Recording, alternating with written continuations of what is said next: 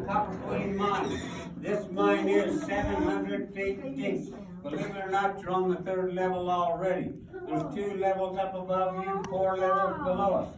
All the levels in this mine, as well as the rest of the mines in Bisbee, are about 100 foot apart. Also in this mine, there's over 240 miles of railroad track. Now, if I start counting about all the mines in Bisbee, you got about 5,000 miles of railroad track underneath you. And as you sit here, your eyes are getting used to the dark. You look way up ahead. There's the light. Now, that's not the light at the end of the tunnel. That happens to be the original Copper Queen shaft. As we go by, I'm going to slow down. I can't stop, but I'll let you have a chance to look down it. The first part of it is a staircase. That's how the miners went up and down. The second half happens to be still sitting on the rails about 40 foot down is an ore skip. Now, an ore skip's sort of like an ore car. That's how they hoisted the ore up out of the bottom of this mine so they could take it out. Also, folks, now I'm sitting in the narrowest and the darkest part of the mine for one reason. Does everybody feel comfortable underground? Yeah. Yeah, you kids are all okay. All right, are you ready to go on? Yes! All right, I got something to open up the air door. Stay on the train.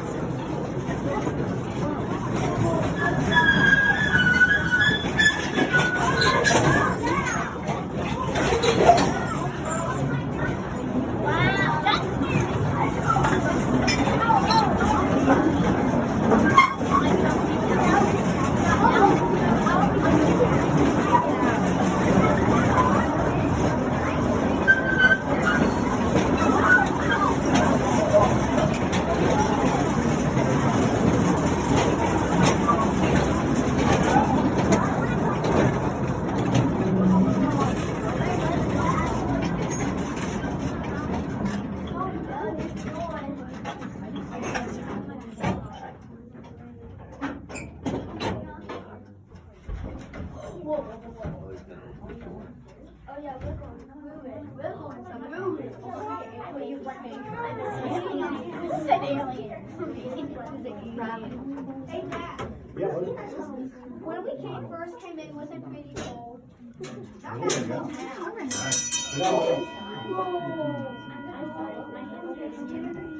Oh, that keeps scaring me right now.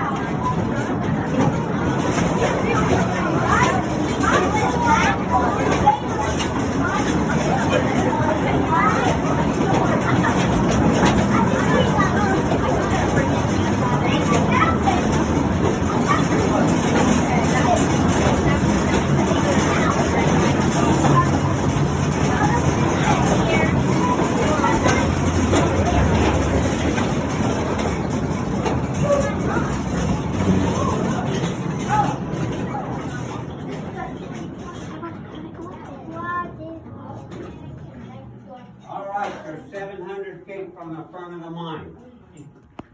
What I want you to do is I want you to step off those cars to the left. I want you to come and go with me. Now we're going to go up 36 steps. As you go up, if you need the handrail, please use it.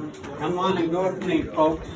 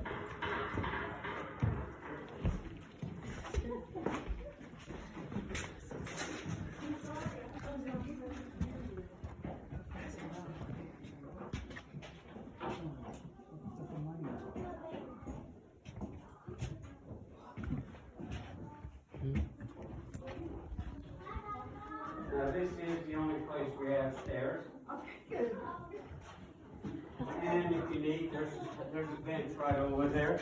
You can sit right there.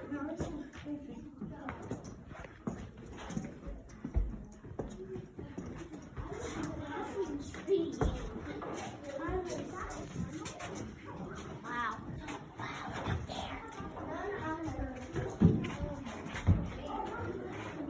Come on out.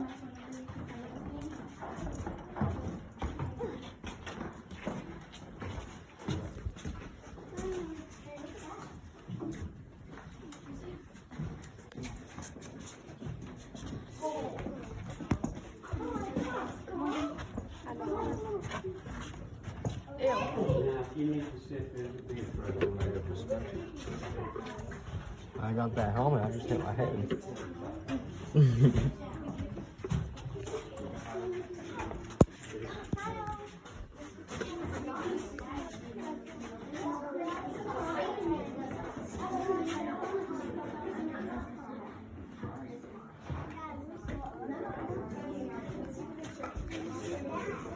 Come right on up. You the last one? I'm gonna shut the gate so nobody can escape. All right, this hole that you're standing in, it's not a cave. It's called a cut and fill stope. Now, in the early days, as well as the last days of the mines in Bisbee, if they could remove large bodies of ore and leave this limestone wall supporting everything, they'd do it. Come back later and backfill it. Now, there was another stope that was used underground. Square set of timber just like that right there. All goes together like tinker toys. Now, square sets of timber was used where the ground was heavy, rattly, unstable. And all the timber that came underground to make those square sets had to be Douglas, fir, or pine. Now, that's not the best wood in the world. Best tattletale. Because if miners needed that timber and that ground started to move, that timber right there, a moan, groan, pop, snap, make all kinds of noise, and that miner had time to get out. Now then, before we get started, you heard me talk about Headless John. He's in here. Can't get his face out of the rock, just right there. He's going to be with me for a long, long time. Now, there's one other little thing you need to know. Back in 1915, the men that were working in here, two to a shift, didn't have these lights. Every man that came to work in here was issued 3 candles a day. That's it. Now, what were they looking for in this mine? How about that blue-green rock right up there? That happens to be malachite nazarite.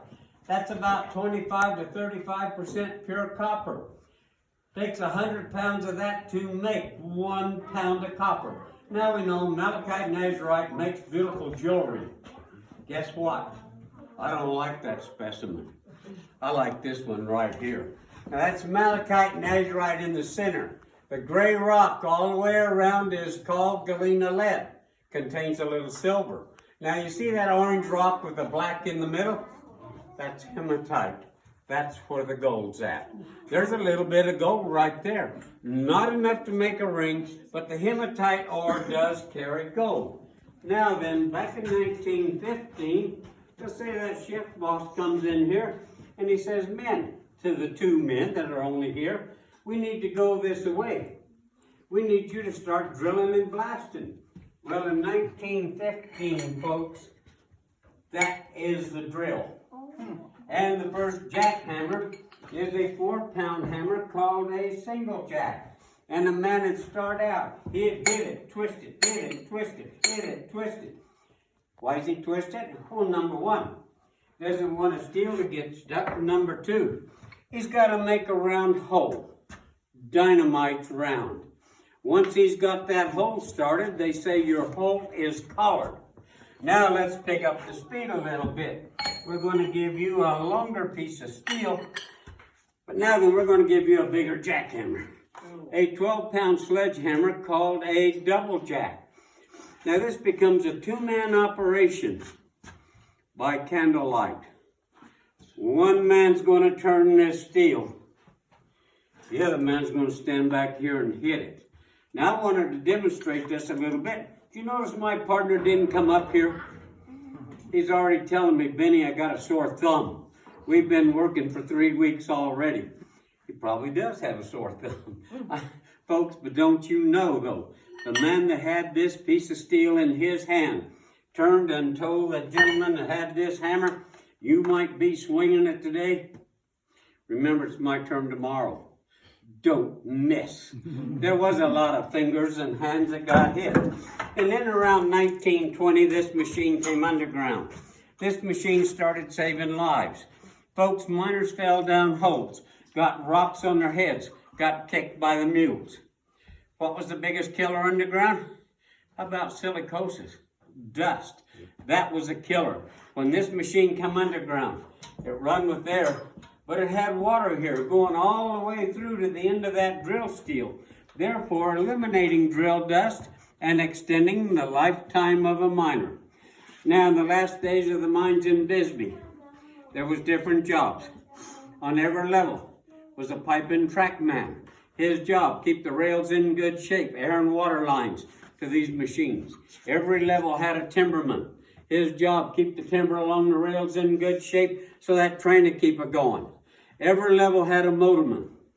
All he did was drive a train, but he's got a partner called a swamper. Now that swamper's job is to load and unload mine cars.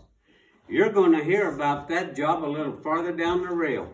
Now then, bear in mind with me, in the last days of the mines in Bisbee, base pay for a miner was $45 a day. Also, in the last days in the mines, there was only 3 kinds of a miner. The first type of miner was the stope miners. 4 men to a stope. 2 working day shift, 2 working night shift. They rotated shifts every 2 weeks. But those men that were in the stopes, whether cut and fill or timbered, were given a standard. The company wanted them to produce so much rock on a 2 weeks basis. At the end of 2 weeks, they tallied up their tonnage. Anything that went over that standard, they got paid a bonus of $10 a ton per man, plus their $45 a day in wages. Now you got a second miner in the mines, and that's that little man in the hole. He's called a raised miner. Now him and his partner's job is to drive a hole from one level to the next level, normally up to an ore body or through an ore body.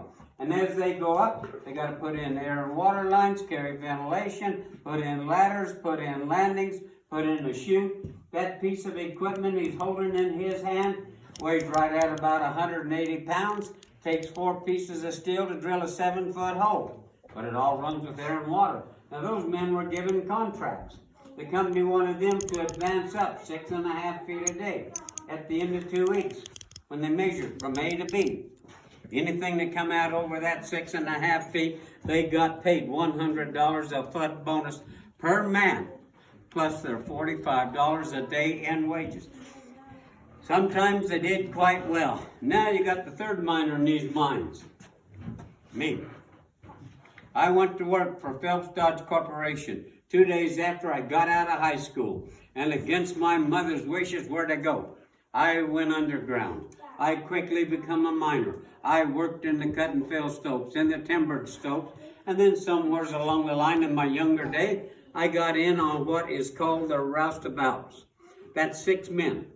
Our job was to go to anywhere and everywhere there was a wreck. By that I mean a cave-in. Our job was to go in, re-timber it back up so those miners could get back in. After a short period there, I changed jobs. I got in on what is called the cross-cut miners. Cross-cut miners built the railroads. Not like this mule trail I just brought you in on. The smallest ones we were building were about 10.5 feet across on the bottom, 6.5 feet across on the top, but 8 foot from that rail